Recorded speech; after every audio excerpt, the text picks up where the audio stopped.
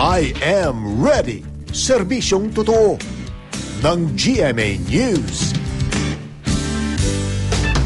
Patuloy na binabantayan ng namumuong sama ng panahon na nananatili pa rin malapit sa Visayas. Sa satellite image ng Weather Central, makikita niyo po mga kapuso, sa gawing silangan po ng bansa ang isang active low pressure area. Sa pagtaya po ng Pag-asa, huli itong namataan sa layong 750 kilometers, hilagang silangan ng Giwan Eastern Samar. Ayon po sa Pag-asa, posible raw itong maging isang ganap na bagyo sa loob ng 2 araw at papangalanan po itong Bagyong Dindo.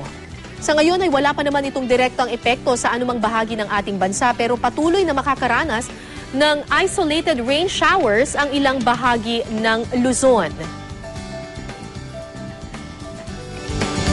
Ang malaking bahagi naman ng Visayas, mga kapuso, makakaranas din ng maulang panahon ngayong araw na ito. At narito naman ang mararanasang panahon sa ilang bahagi sa Mindanao. Maulan din po dyan.